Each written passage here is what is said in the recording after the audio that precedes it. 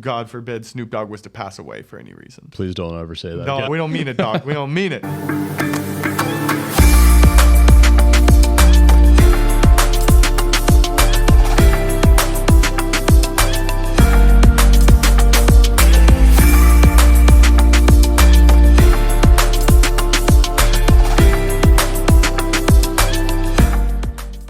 Welcome to Profession Session with Brody Vincent. Got my guest Devin Roberts returning for another episode. Happy to be back, Brody. Happy to have you back, Devin. We are here today to talk about something a little bit different than sales. We're getting into another current passion of yours, Yes. NFTs. Absolutely. If you're making money, you have to have something to do with it. Investing in NFTs, that's exactly it. So let's start out maybe by just explaining for those who don't know, what is an NFT? An NFT, a non-fungible token, I think the best way of explaining it is a digital asset that you can purchase online with a lot of different online coins. Some you can purchase with just like United States dollars, but most of them are purchased in Ethereum and Bitcoin and other coins like that. They're generally a digital asset like a piece of art, a game, a URL, something like that, that has intrinsic value. Kind of like a blue check mark you would have on Twitter or Instagram. It doesn't necessarily have any physical item related to it, but there's a lot of intrinsic value in it just for having it. Kind of an intangible thing, but... Yeah, not all are necessarily intangible. Some will give you access to exclusive clubs and exclusive events, or maybe investment opportunities, or maybe just it's really impressive art from a famous artist. It's a lot of different things that can be attached to it. But the idea is, we've been attaching different value to digital assets forever. Different albums are worth different amounts depending on what artist they're with. We'll buy skins in video games like Fortnite or Call of Duty without even thinking about it. They're massive, and just, I think where the NFT community really started was in the artwork aspect. There's a massive model in history to prove that people are willing to spend money on art that they find valuable, even if it's not something they can show in the actual physical world. I think you touched on a couple interesting things there that are some jumping off points. So the art thing is one thing, obviously. Of course. I think people who have a very basic understanding of what an NFT is know that there's a digital art aspect to it. But you also touched on the fact that there are a lot of other applications. Let's maybe touch on first the art thing and then kind of circle back to the other thing, because the art thing to me it's definitely a very important part of the NFT talk right now, and a very important part of what's going on. But I think what interests me in the long term a little bit more is just how broad the application is as a whole to everything that's going on. No, absolutely. And NFTs, I tell people not to get too attached to the name non-fungible token. I believe the name's going to change for what this is actually categorized as over time.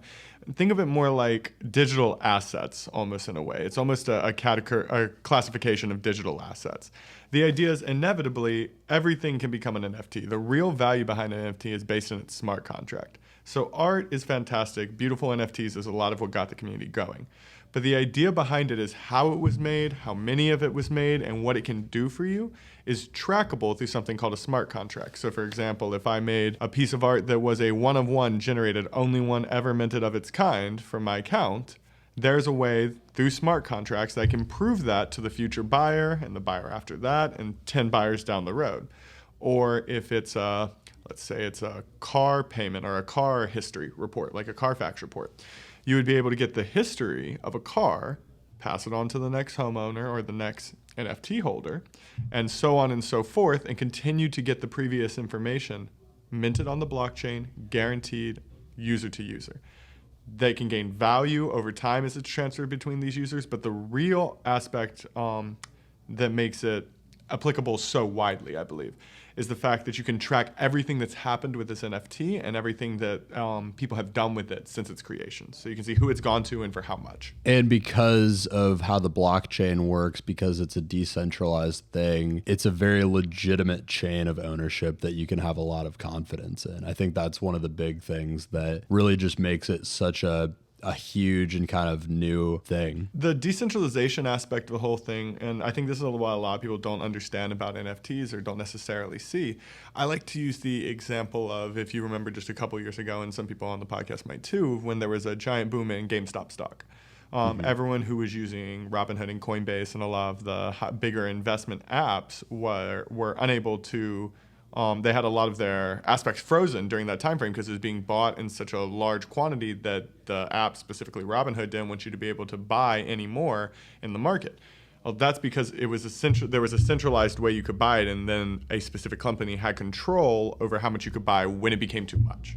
Right. The idea and behind people had a big problem with that because all of a sudden, if you had bought in big time, you were shut out. I remember this very well because I was following it. I wrote it to a quick little $30 profit, actually.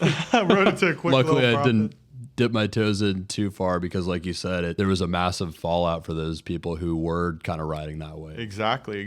And it wasn't a fallout of their fault in any way. It was a company stepped in and essentially crushed what they were doing with no real precedent for doing it and no real justification. Even since that's happened, they've put steps in place to make it so it won't happen again. They realized how big of a mistake it was.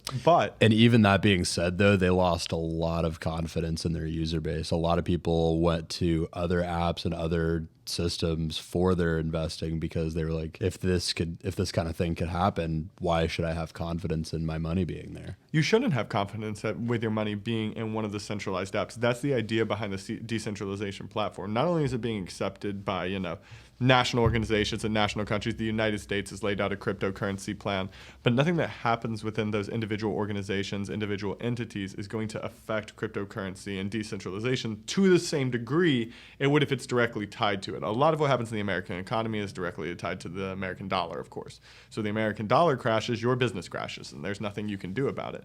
But if your business is in NFTs and you're selling in Ethereum and Bitcoin an American economy, a crash hurts the world, as always, of course. But it's a significantly smaller hurt on you simply because you have your money in that and it's decentralized or globalized comparatively to in a currency that has a much more volatile market that it's based in.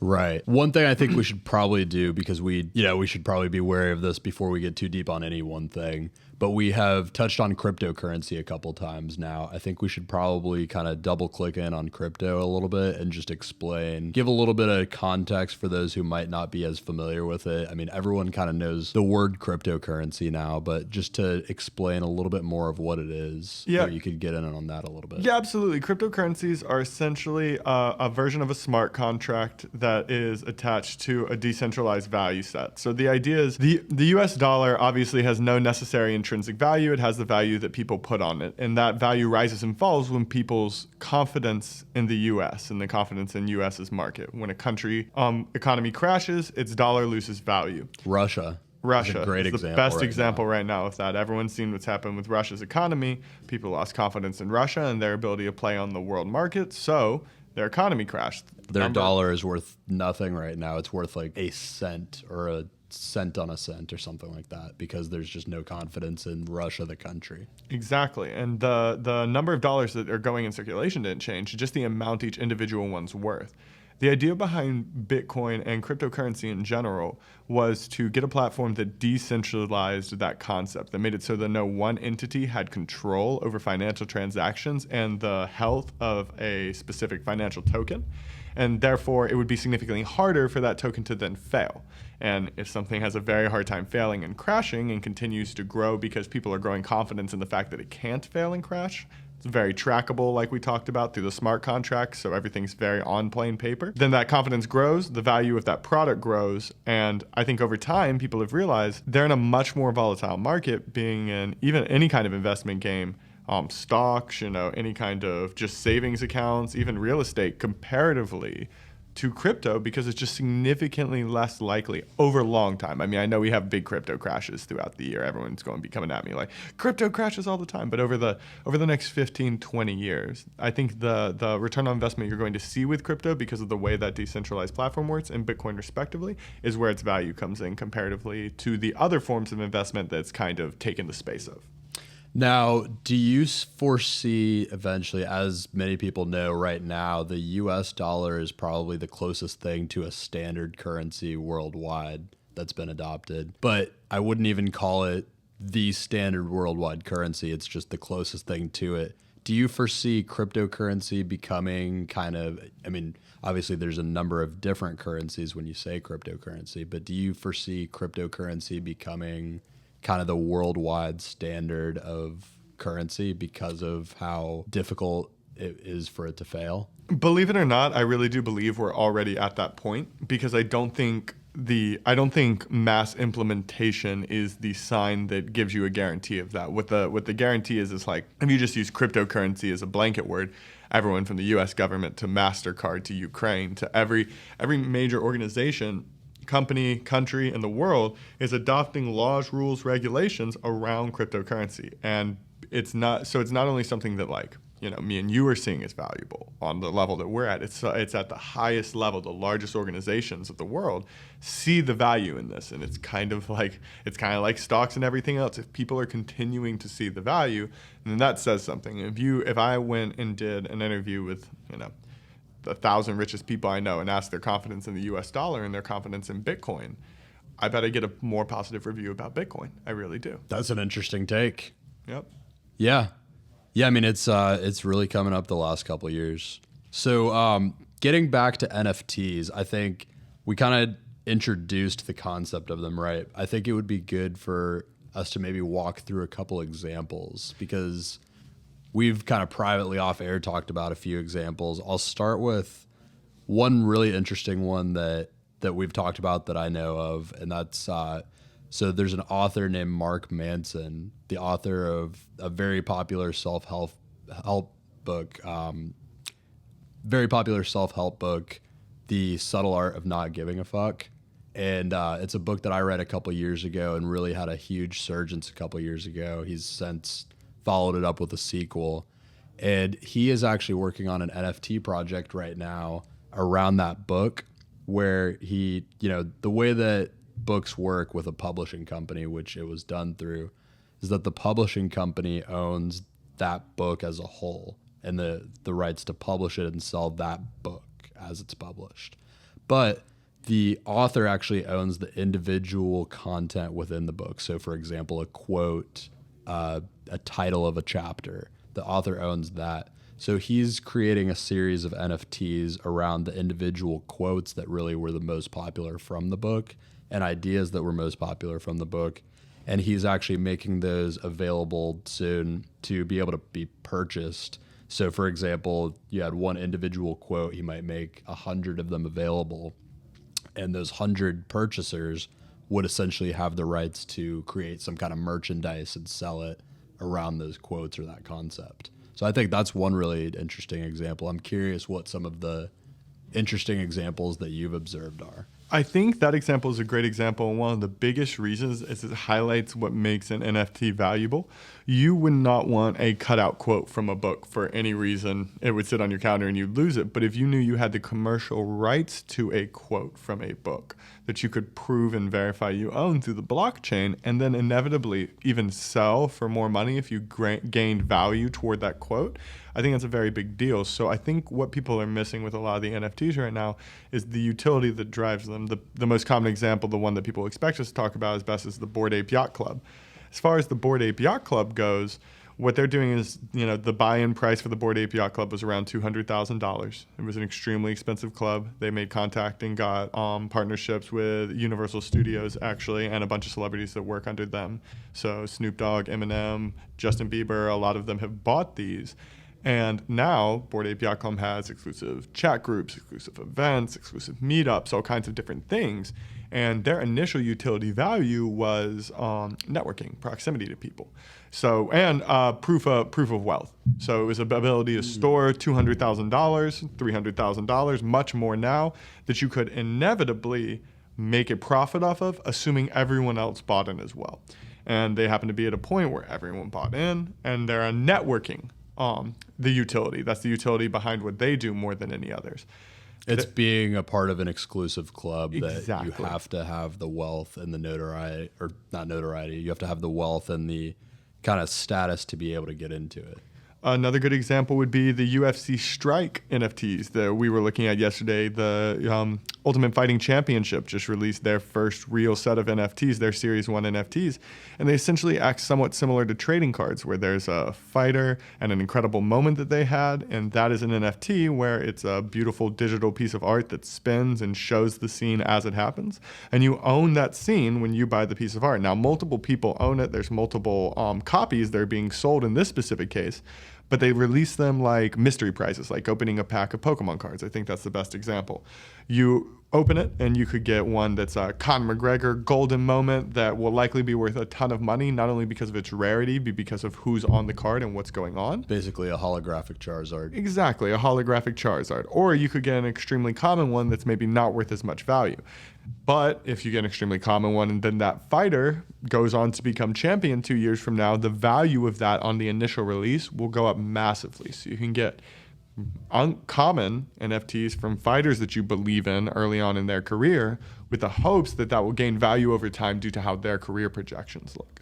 I think that's a great example, and to tie that in even further to people who may not be as familiar with the UFC and with fighting, imagine, a crazy clip of Odell Beckham Jr. catching the one-handed touchdown pass that everyone knows. That's the best example. Oh my! How much? If you had the commercial rights to it, you'd pay ridiculous amounts of money. Just the right to say you own it is worth something. And if you bought that like a second after it happened originally, and then all of a sudden OBJ kind of blows up a couple years later as this wide receiver that everyone knows and is now on a Super Bowl championship team, all of a sudden that might be worth some more.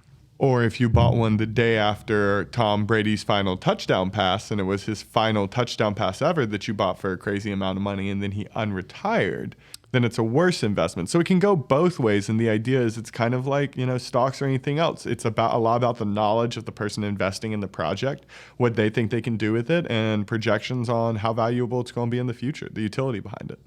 Another really good example that we've talked about before, and I'd like you to kind of elaborate on this because you had a really interesting take on it. I hadn't even thought of this, but the Spotify example that we've discussed a couple times, kind of the ability to acquire maybe an exclusive song from an artist. Oh, yeah, absolutely. So the idea is if, let's say, I like to use examples like J. Cole, Eminem, Taylor Swift. Think about your favorite artist, whoever it happens to be.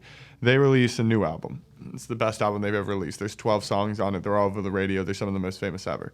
And then they release a one-of-one 13th song from that album as an NFT. There's only one digital copy of it, only one MP3, and whoever buys it not only has the only copy of the song so they could hoard it for themselves, but also the commercial rights if they would like to publish it. That artist has now done the promotion for that NFT. How much value do you think is in that product? And that's really what you have to consider. And it's not just selling commercial rights. It can be a million different versions of anything that's digital. Rights to get into an event like tickets, contracts like car payments, rights to an actual product like a song, a digital game, digital 3D model. There's so many things that have this kind of value that we don't even consider. How much would you pay for a blue check mark on your Instagram? If you're listening to this and you wouldn't pay a 4-digit, 5-digit number for a blue check mark on your Instagram, you need to go listen to some other podcasts first. You're going to make that back pretty quick. So quickly, just an authority. Exactly, and just opportunity provided. So another example you made me think of, just as I've kind of gone down some rabbit holes on all of this stuff, and this is touching on even the metaverse a little bit. Ooh. But and we can kind of get in deeper with that if we want to. But the example I like to use to explain that I think is really interesting is that Snoop Dogg, going back to, we mentioned him before, La-da-da-da-da. the D-O-double-G, has a digital mansion that he's building within the Metaverse, which is essentially, the Metaverse is a collection of different digital lands, digital worlds, so to speak, where you could go in and kind of walk around as a playable character or whatever. That is kind of expanding as it goes along, and I think there will be some tie-ins with augmented reality and virtual reality to that. But Snoop Dogg is building a digital mansion within one of the Metaverse worlds right now where people will be able to go and visit, and he's actually selling NFTs that are exclusive access passes to events that will occur in the future at that mansion. Like, for example, like a private concert or a meet and greet or something. And you get on Snoop Dogg's private guest list for an NFT. And they're selling for ridiculous amounts of money. I mean, I did the math on it, and he's selling 2 that I could find, I guess 2 different events. One of them was sold out, so I couldn't even see what the sale price was because there wasn't any left. but there was another one that had sold, I think, maybe 1,500 out of 5,000 copies so far. And each one was like a $1,500 NFT. I think I might be getting this wrong, but I think I did the math and saw that if he sold all of them, which it looks like he was on track to do, it's a quick $8 million just off of that one event. And I'll be honest with you, there's so many products with less utility than that. I've seen products, they're just gorgeous art that sell a piece for well over $2,000, especially right after mint.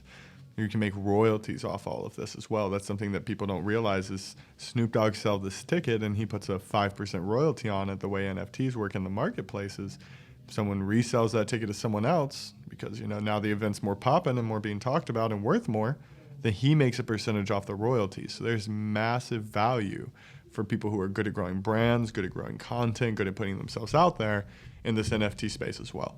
And I think that's a huge thing that you just touched on there. Not only does, tell me if I'm incorrect with this, I think this is how it works though. If he was to put a 5% royalty on it, he's actually going to get 5% in perpetuity kind of every time that it sells again. Yes. That's because he created a smart contract that has that 5% tied in, and it is literally tied to the actual product and traced back, and it just happens automatically. Exactly. So you program the smart contract to get a 5% royalty. Usually it's through whatever marketplace you're using. So for example, the most easy one is OpenSea. You can set a royalty percentage on OpenSea. Using that marketplace, they take a percentage royalty. I believe OpenSea's is 2.5, and then you can set a percentage. Let's say it was 5, making for a total of 7.5. I mean, 7.5% of every sale will be taken away from the person who would normally get the money. 2.5 will go to OpenSea, and 5 will go to the original person who created that NFT. For artists, that puts money back into the artist or the creator of the music, say if it was a song or something of that nature. Or for someone like me and my NFT project, what I'm trying to do is I want to take the money that we get off of royalties and reinvest it into the community and projects that we're doing as a group. So I think for a lot of people who have great projects, great startups, and great plans and want to get investments moving with it, it's a great place to be able to present investments in an almost Kickstarter-ish, GoFundMe, Indiegogo style way. People look into these projects, they see what you're offering and what you're able to do, and then they can place almost cash bets on how they think you will succeed, how they think your team is, how they think your project's doing. It's a very, very good, low barrier of entry way to fund a business project or plan that you have going, whether that be a song that you're wanting to make, a podcast you're building, or a place you want to open locally. A lot of people are investing in NFTs right now, and it's very, very hard to give someone an NFT and then it lose its value without you then also losing your reputation. So I want to touch on that real quick before we go anywhere else. There's a lot of things going on in the NFT community right now. What happens is an NFT project releases, and once that project releases, the creators of the project, especially if they are anonymous, which seems to be very common on these projects, the actual name and face of the person doing the project is unknown. If they're anonymous, then people buy in, like you said, somewhere in the tune of $5 and $8 million. Well, there are content creators who can make incredible looking projects who don't really have much utility or, more than anything, much ethics behind what they're doing. Not much intrinsic value. No, really. Some things have value as far as what they're projecting, but what happens is they wind up with $5 million in their pocket and have never touched a business contract before or an LLC, and everyone's screaming at them over comments on social media to do better and do better and do better and hating them. And a lot of people haven't had to deal with any version of that before, so you're getting a lot of unvetted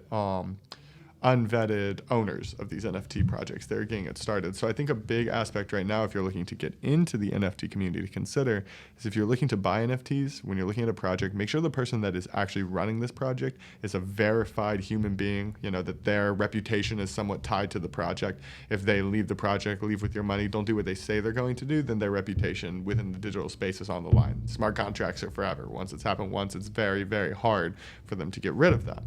And then 2, if you're starting an NFT project, make sure you actually attach who you are to the project. It lends a lot to your credibility. If your project doesn't succeed and doesn't take off, then there's very, very little negative for attaching yourself to it. If it does take off, it's massive positive.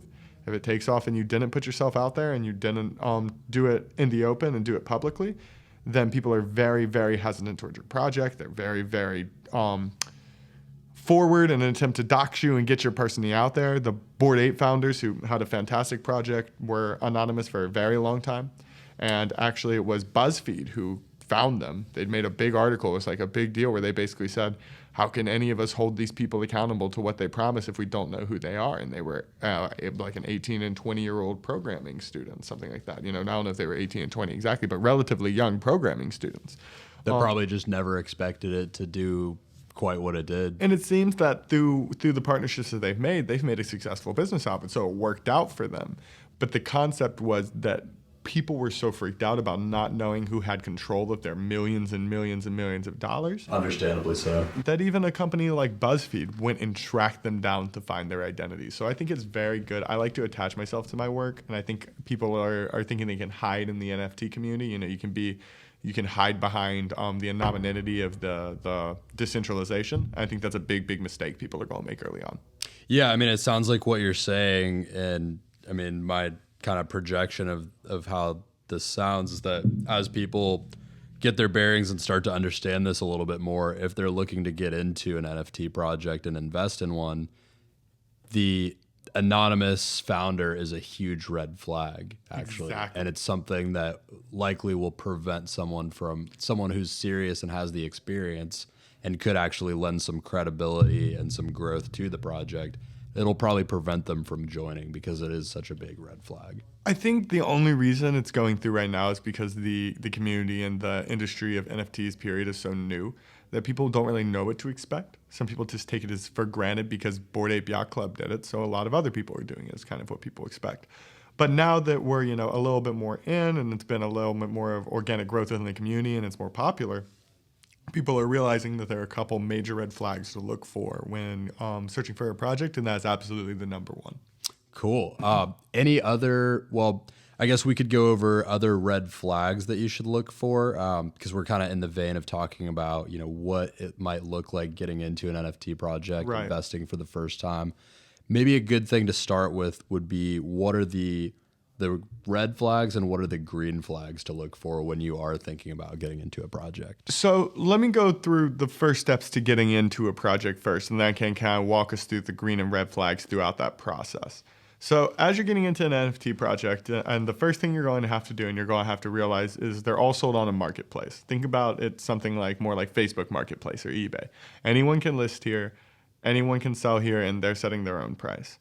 So when you don't necessarily go on eBay and then just search eBay to find a good item on eBay. A lot of people try to go on OpenSea or Rarible or a lot of these other NFT project websites and find a good NFT to buy to get themselves in, and that's not the way to do it. You need to find a project that you actually really, really believe in, a creator who's putting something out, an artist that you really like, utility that gives real value to you. You need to find something like that. That's what really is behind the UFTs or the NFTs more than anything else. So as you're going through the process, as you find your project, I think the best one that I've seen done so far was VeeFriends by Gary Vee. He made a bunch of tiny, basic little doodles, like, doodles simple as I could do, and I'm not a fantastic artist, and put them out there as essential membership passes to different events and clubs and meet and greets that he was doing. And you found that because you were following Gary Vee, I assume? Exactly. I think there's a point in there about and kind of expand on this and give some more context, if you will, but it sounds like the best way to find something is kind of following on maybe social media channels or some kind of other outlet similar to that to find someone who's I'm saying don't go shopping for NFTs. My dad could go and buy a VeeFriend, and it's not going to be much value to him except for maybe resale value, because he's not necessarily interested in going to the meetups and the events and the networking aspects of it, so it doesn't have utility for him. He could try to resell it, but there's not specific utility in it for him if it loses its value. For me, if I got one of the VeeFriends and the price dropped to $20, but it still had all the utility that it originally had, I could still go to the meet and greets, the events, and everything else, it would have a crazy value to me personally. So that's something worth investing in my mind, because the project and the utility behind the project has value to me. Don't go shopping for utility. Figure out what you want and what you would need or what someone's offering, and then decide if their price is worth it. Once you do actually find a project with utility that you're interested in, buying for yourself, that you actually see value in, there's a bunch of things you can look for to determine those green and red flags. Biggest green flag is a actually vetted, docked, verified owner. You know who they are, you know where they live, you know what they do as a person, so that if they make a massive mistake. Like your Gary Vee example. Exactly. You know who they are. A public entity has a lot easier time with this than maybe an unknown figure trying to start an NFT project. Some others are utility behind the project, their roadmap, what they're actually projected to do. A lot of these projects start with, the concept of just having art, and that's fantastic. And they're selling, their art, and that's what they have behind it. But a lot of these projects are much more than actually the digital piece that they're selling. It's what they're doing within and for their community in the form of events, tickets, investment opportunities, things like that nature. So you definitely want to look for utility within someone's roadmap. Active Discord, Instagram, Twitter, social medias are always very important. I find most of it's on Discord. So sometimes I've seen social medias that are very, lackluster, where they only have 6 to 9 posts on Instagram, just showing off their art. That have had fantastic mints. So I don't judge a book by its social media cover yet on the NFT community. And that's definitely a hot take, because normally you would want to judge them based on their social media stuff. It's such a new market. We're in, March 2022 right now. So at least right now and for the next few months, I wouldn't judge them based off their social medias. I think you really need to get into their websites and their Discords and see a lot of the specifics of how their community interacts. What is Discord for those who don't know? If you don't know what Discord is essentially a chat server, a chat app that you can get. It allows you to create a server, you add people to that server, and you create channels within it. Just different little chat groups where you can talk about specific topics, play specific games, run specific bots and options. And it's a good place to build community and have discussions around a specifically moderated project. So for example, in the NFT community, I'm able to see everyone who's joining and interested in actually minting my project. I can see when they share and interact within the community, so I can give giveaways and value to the people who interact to help me grow the community more. And it's a good way to get marketing projections for how this project's going to go, what it's going to be worth, how much I can expect to gain from it, which helps me tune in my roadmap and what we're going to do around the project specifically and get that a little closer. You're able to get feedback the entire time that you're building up to that, so that you can hone in on what it is that your audience really wants out of the utility. Right. It's almost a community built project in that sense, where if I was to place that the mint price of my project was a certain amount, it was just way too high for the budget of the type of people I was attempting to attract, then I'm going to hear a lot of that in my chats before we even get to the mint date. I've seen jobs that completely change their mint price, or the number of NFTs, or how they're minting their NFTs, just because of the way the community suggests that they do it. I've also seen projects that get so flustered trying to do everything that the community wants that they can't succeed as a project. So it's a double-edged sword. You have to be able to manage it correctly. You have to have good moderators and people in whatever version of your chat room has. You could do it on a website. I'm sure you could do it on social media. But Discord is where it's at as far as NFTs right now. You really can't get into them without it. I think there's a parallel there to almost being like a small publicly traded company, and that you are doing this little dance to kind of make sure the shareholders are pleased, but you can't give them everything they want, because you are at the helm of the company for a reason, and it's that you have the experience to take it where it needs to go. With almost no barrier for entry. That's the other important part. And that's the crazy part here. But I think we're probably going to see who has the experience and the know-how to make it work and who doesn't pretty quick. Well, I'm really thinking about the long game of NFT projects, at least for me, because I think a lot of companies, even large companies, are probably making bets that the NFT aspect of cryptocurrency is a fad, and that 10 years down the road, they're unlikely to exist. So they're launching projects with very little utility right now. Or they're launching, like Disney, for example, is launching a ridiculous number of NFT projects, and many of them don't have much utility behind them. I think 10 years down the road, there's going to be so many Disney NFT projects that Disney NFTs are like Disney toys at Toys R Us. They're not very valuable. They don't have any intrinsic value. I think a lot of companies are going to shoot themselves in the foot and think they can recover later on with better marketing, better branding. But smart contracts are forever. It's going to be much harder to recover a lost reputation in the Web3 digital metaverse space, now that there are smart contracts, than it would be at any other time in history, which is really, really, really good for the consumer, because it holds NFT projects to their standard. The people who run away from their NFT projects can never come and try to sell something online again. No one would trust them. It's over for them. And that's maybe bad for them, but they're the ones who ruined their project. For me as a consumer, I don't want to buy from a scammer.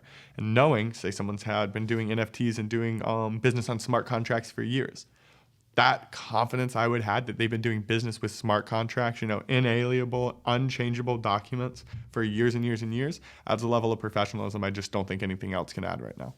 So I think that was a really great way to introduce those green flags that we were talking about. And we started kind of getting into the territory of maybe getting to some of the red flags to look for. Right. I think as an exercise to segue into that, one thing that would be really interesting is maybe if you were to give an example of, say, on a scale of 1 to 10, 1 being least utility, 10 being most utility, just from what you've observed in some of the projects you've seen, what would be an example of a 1 maybe in the utility scale, and what would be an example of a 10? A 1 is just pure art, like artwork, without any famous artist behind it. So if you're in the position where you're making art and you're at a 1, you're like, hey, I'm just making art and I'm putting it out there, and that's kind of what I'm doing. It needs to be very good art. It needs to be sellable based off its value as a piece to look at. 10 utility would be, I think the Gary Vee is the best example of 10 utility. His original art was literally just like a crudely drawn animal on a piece of paper. And he drew 10,000 different animals, an aardvark, an elephant, or whatever else, and released them as NFTs. There was no art value in it whatsoever. The only value that was in it was what you could actually do with it, the events you could get, the exclusives. And not only, he released a few exclusive and things in the beginning, but what we knew going to that project was that there were going to be more for those people later on. The people who bought those NFTs were going to continue to get utility moving into the future. Because 1, that raises the value of the NFT for resale within the market. And 2, Gary Vee showed so in his roadmap. So months and months down the road from the release, people are still getting new announcement for exclusives that they're able to get, discounts, giveaways, exclusive content, whatever it winds up being. And that's raising the value of those NFTs. And it's raising it just because, he had a platform, people knew who he was, and he continued to put value out. I believe in 5 years from now, the people who have VeeFriends will still be getting business value from owning the VeeFriend. And I bet they're much more expensive. It's like having a golden ticket to Willy Wonka's chocolate factory, basically. That's the idea. And so, but the reason that his was so specifically done the way it does is I think Gary Vee really understood the utility of NFTs before anyone else did. So while everyone else is trying to make the perfect art to attract attention, Gary Vee is ignoring the art and focusing on what the art actually provides the user. And now VeeFriends is one of the most successful NFT projects that's ever happened. And would you say that, in your opinion, really, really honing in and focusing on that utility is the more sustainable route with NFTs right now? In the long term, it's by far the more sustainable route. I mean, I think the thing is, if you're starting this project, I wouldn't be going one or the other. I'd attempt to have gorgeous art with utility behind it that relate. But I absolutely believe that utility is going to beat out art in the long term as far as the UFC or the NFT community. The NFT community and the utility behind the NFTs is going to be what people are valuing moving into the future, not the art behind it. It really is about the contracts, the tickets, the events, the exclusives, the digital products that we all buy on an everyday basis that we're just buying through Ticketmaster, or we're buying through, Facebook and Instagram, or different means than the decentralized NFT marketplace. I believe someone figured out a perfect way to manage those transactions and to keep them honest and ethical without having to get government or big bank or big business involvement. I think there's a little parallel there for, just the utility thing. An example is just buying a new laptop. You could spend $100 on a new laptop and get something that will accomplish what you're trying to do, but it might fall apart in like a couple months. Or you could throw down $1,000 on a really, really quality laptop, and the utility is really there, and it's going to last, and it's going to really do what you need it to do over time. Exactly. And that's the whole thing. It's like, it's not that you don't know the pieces in the laptop. You don't know what actually makes that laptop run. You don't know how to build an i9 processor. You don't know how to make a solid state hard drive. But you do know that, Apple makes is a better very, right, exactly, makes better laptops than Joe Smo computers around the corner. Exactly. And so because you know the creators of that computer, you know the utility behind the computer, you know what they offer, and you trust that their product is going to give that to you, that's why you buy it. Joe Schmo Solar could come with a computer with an Apple logo on it and just say it does all the same things, and you're very unlikely to buy it because you don't trust what his utility is, what his history is, everything that goes along with Joe Schmo Solar or Joe Schmo computers. And so with that being said, I think the utility is going to be what people are looking for in the future, and actual personality and brand behind it. Like I said, Gary Vee and Apple and people in the public space have a much easier time doing this right now. There is a barrier of entry in that respect. So speaking of going back to Joe Schmo around the corner, what are some of those red flags that you would be looking for as someone getting into? Unverified, that's a really big one. Social media of Anonymous. Yeah, exactly. And social media of the actual person launching the project, not necessarily the project itself. So the person launching the project should have public social media. They should be a public individual. You should be able to find their email address, find where they're posting, because this is so, like exactly like where to find information about Mark Zuckerberg or Jack Dorsey or anyone else who owns a major business. I believe NFT users should be putting themselves out in that exact same way. Or if you can look up the owner of an LLC just online if you need to. There's some things you should be tied to, so I think that is the number one thing people are looking for.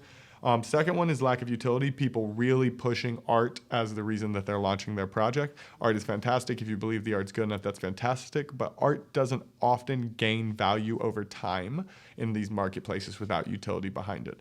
And three, it's going to be the team behind them. A solo, from someone who's doing an NFT project with a smaller team, I'll tell you it's a fantastic amount of work. A solo team is not going to be able to do an NFT project. Even a 2 or 3 person team is going to have a very hard time of it. You're going to need a team of moderators, of programmers, of designers, of a million different kind of positions to get this started. So, and that can be built over time as the community grows, but I think it's very important to vet who is actually running this project, because that's one of the only things that you can tie to in the beginning steps. Now, if you're getting into an NFT project, you want to get in the very, very beginning of the project. There are more giveaways. There are less people around the project. Things are cheaper. Things are easier to get in. And you get grandfathered into some of the better things in the project. If you hop in last second, right before minting, you're generally paying a massive premium comparatively to the people who have been part of the community for a long time. So you have to take those early bets just based off of the personality and the roadmap and the utility of the people running the project. Makes total sense. One thing I definitely want to make sure we cover here, because we have used the word a couple times, is the minting process. Could you maybe tap into that a little bit and just explain what a mint is and what kind of goes into that? Yeah, minting an NFT or minting anything is just attaching a digital asset to a smart contract. So you mint cryptocurrency, which is essentially attaching a Bitcoin to a smart contract that then tracks the transactions and the dividing and the breaking up and fragmenting of that Bitcoin.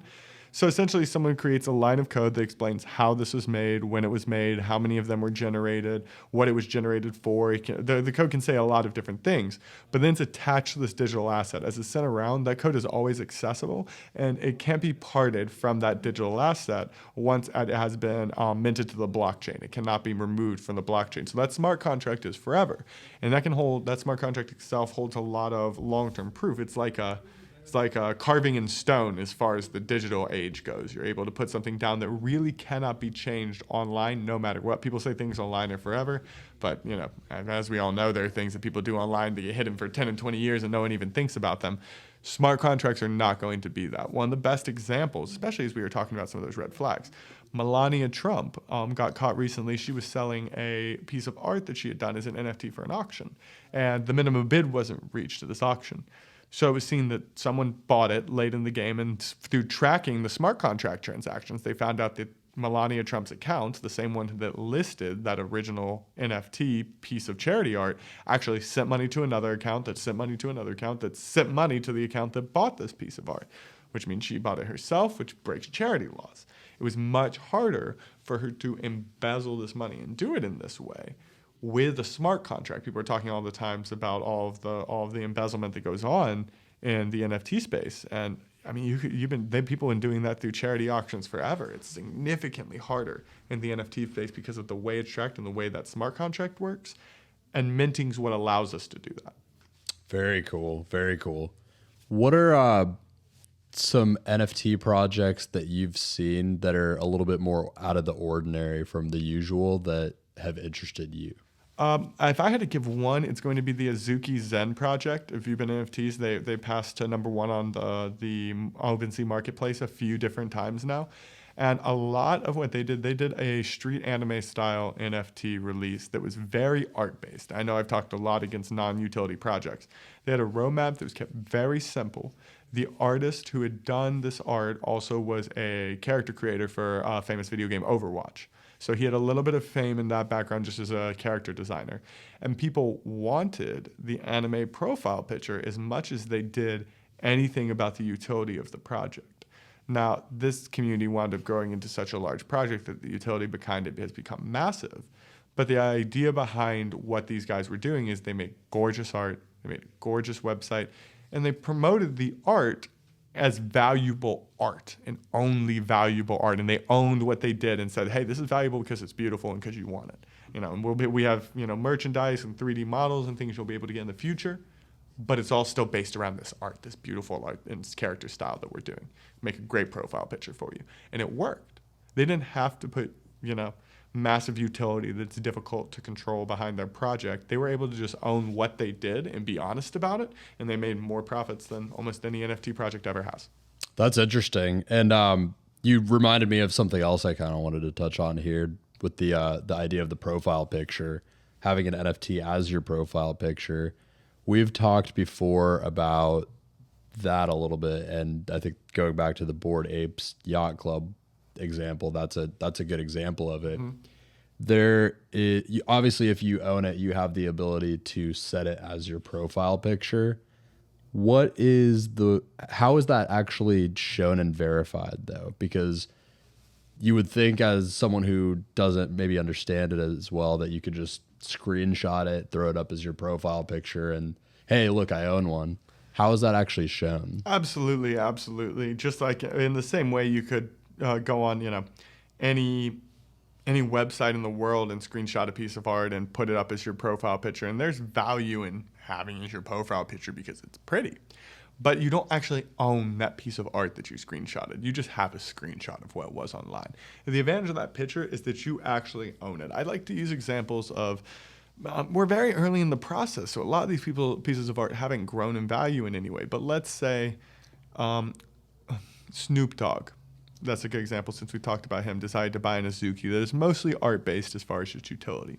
And it looks like him. Let's say it has a resemblance to him in some way, and he uses it for years as his profile picture. And then, God forbid, Snoop Dogg was to pass away for any reason. That piece of art... Please don't ever say that. Don't ever say it. No. We don't mean it, dog. We don't mean it. But that piece of art's value would go through the absolute roof. Or what if he made it an album cover 5 years down the road? It's been his profile picture on Twitter for 5 years. And the amount that the art can grow value for a million different reasons is a big reason people buy the art. And that's what you're buying when you buy the NFT. You're buying the value behind owning it, behind using it, behind it being yours, not just having the visuals of it. I think that's something people have a really hard time getting their heads around. And I know there's something on Twitter, right, that shows you, because a very popular example of where these are used is as Twitter profile pictures. Absolutely. There's something that shows that it's a legitimate, original, minted piece on Twitter, right? Twitter will verify the smart contract and make sure you actually own the smart contract, which is going to be expanding through other social medias very quickly, which means it's going to be very easy to go on and verify if the person with the NFT actually owns the NFT in question. Similar to like if you stole a car. If you steal my car, you can run around in my car and be like, well, same as owning the car, I have his car, haha. But you can't sell that car. You can't drive past a camera with that car. You can't really do very much with that car outside of just have it. You don't have the pink slip. Exactly. You don't have the history. I have the title to the car. I can do whatever I want with it. There's much more value in the fact that I own that car than the necessary aspect of having it physically. Just having the car physically, like screenshotting a profile picture, does have some value. But owning a car has 3 or 4 times the value of just literally having a car physically, like stealing a car and not being able to do anything with it, or having a car that's worth literally dead nothing. Now, you clearly have gone down some rabbit holes with this stuff and have gotten very into it. What was the process of getting into this like, and what were some of the resources that you've used to kind of educate yourself on this, as kind of a parallel to someone who may be interested in getting into it but hasn't begun that process yet and doesn't know where to start? Where did you start, and how have you kind of continued to educate yourself on this stuff? First stop shop is definitely Gary Vaynerchuk's YouTube channel. He is the NFT father. He talks about it more than anyone else on the internet for sure, has some of the best predictions, and will link you to a few of the right spots to start. I'm a big YouTube University guy. I just believe go on there, find the creators that are doing well, who are talking about projects, and put in your 50 hours. Watch the videos, put in the content time, actually find out what it's about outside. If you're already listening to this podcast, you probably started that process already. Then past that, you're going to be joining a lot of Discord servers for projects you actually aren't going to buy. For projects where you're just there to see how Discord works, to see how projects work, to see what you're supposed to do to get whitelisted so that you can get earlier buys on a project. And then you're going to do that for 10 or 12 projects, and you're going to find one you really like that gives utility that you really care about. And then it's just about getting the Ethereum to be there on mint day and buy it. Mint it, and then you see where the project goes from there. Maybe you 2x, 3x, 4x, 10x your money, in which case you did a great job finding a project. Or maybe no one buys the project the day after mint, and the 1,000 people who actually purchase it, 200 people who actually purchase it are stuck with that piece of art for the rest of their lives. It's a piece of art they still own, but it didn't 10x their money. So I think that's how you start. You start with 50 hours of research. You join the Discord groups, you join the projects, and you immerse yourself in the community. Get in on the ground floor. Exactly. Put pound pavement. Boots on the ground. You got it. And then you find your favorite, you find your one, and you focus very specifically on that project. Get whitelisted, be involved, be a member of the community, be there on mint night, sitting there ready to mint because you might sell out super quick. There are people who did that in high school for the Azuki project. I know Azuki minted for $750 a piece. I think it was. If I'm wrong, correct me. But it was under $1,000. It was a very cheap mint price. Azuki's now sell for, some sell for hundreds of thousands of dollars. I've seen high schoolers who made more money than I've made in the last couple of years off an Azuki flip. It's insane. And they might have put in a few extra shifts at McDonald's to save up that $750 and then the research behind it, so they didn't have to break their back. They just had to put their minds to work and decide, hey, this project is for me. I like this art. I know other people like this art. I see how interested these people are. I see how much they're offering to pay. I see how much they're sharing this project. There's no way these people won't buy this. And it works. Boom. Now, I know that you have your own NFT project that you've mentioned a couple times. I want to touch on one thing before we get to this, but I do want to hear more about your project. You mentioned something called whitelist. Absolutely. Could you explain kind of as we're getting on the way to your project, and we could kind of tie it in from there as you talk about your own whitelist. But what is a whitelist? I can do that, absolutely. A whitelist for a project is essentially a pre-sale list where you have the ability to buy into a project at either a lower price or earlier than the general populace does, than a general sale. A whitelist, what's really going to do for you is going to allow you into a community early to get the cheapest possible price for your project. So for my project, the way you're able to get whitelisted, it's called Aiken NFT. It's actually very much inspired by Azuki, the one project we're talking about. I love that anime style art. My logic was to do our own version and style of that art that's already so popular and so beloved, but add the level of utility that I believe is necessary in a project behind it. And the way you get whitelisted for us is pretty darn simple. You just participate in the community. You share our posts, you comment in Discord, you make us your profile picture, you screenshot it and make it your profile picture. That's not something that's negative in the NFT community. You can go and do that to promote a project, promote a Discord, and that's going to help you get whitelisted and also involve you in an NFT community. What we're using it for is to build our first, what we're calling our first 500, the 500 people who are obsessed with our project over everything else. That's our minimum whitelist number. We might give more whitelist spots away and giveaways and things of that nature as things go, but we're going to give 500 whitelist spots away to people who are most promoting and engaging in our project. And those 500 people are going to get discounted rates and an earlier chance to buy than everyone else. So if you're maybe a little bit lower on capital and you want to get into an NFT project, ours is Aiken NFT, AIKEN NFT on Instagram. And I'll put the link to the Discord or maybe a page where they can find out more about it in the show notes. Exactly. No, it's a Twitter, Instagram, and Discord. You can come find us on it. And essentially, getting on the whitelist is just about sharing and interacting with the community. So if you don't have as large of a budget out the gate, if you can only afford a certain amount, then doing that's going to get you the cheapest possible price for a project. What is the utility that you're planning to build into your project, and what is maybe just get into the utility and kind of describe your vision for that? So I like to say the idea behind my NFT project is it's almost in a form of a hedge fund. Everyone's going to be investing in this project, and we're taking a very small percentage of the royalty as profit for anyone who began the project, just to basically offset costs.